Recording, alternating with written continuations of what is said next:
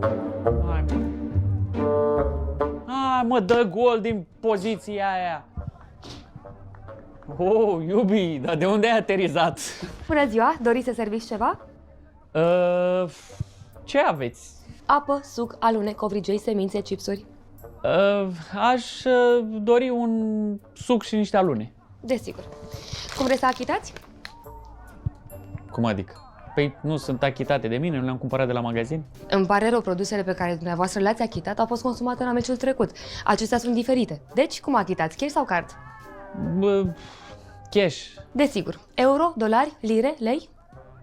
Lei. Am înțeles. 80 de lei. Cât?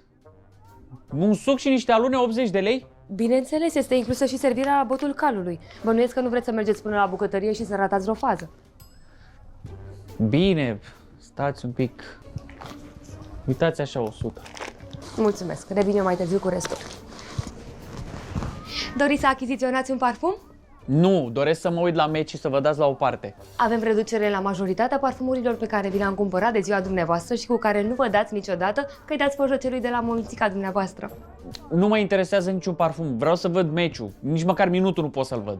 Doriți să știți ce minut este? Avem și ceasuri de vânzare, de asemenea la reducere. Avem două modele disponibile. Cel primit de la mama, pe care nu l-ați purtat niciodată, și pe cel primit de la mine, pe care de asemenea nu l-ați purtat niciodată. Știi ceva?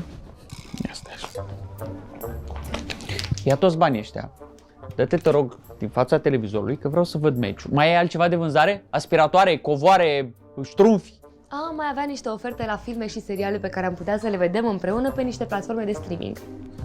Mă, iubi, mă, uite că am luat gol și nici măcar n-am văzut faza, pe bune! Serios, mă duc la Ștefan să văd meciul, că oricum ajunge mai ieftin. Nu uitați, ieșirile de urgență se află în capătul culoarului luminos, două în față și două în spate.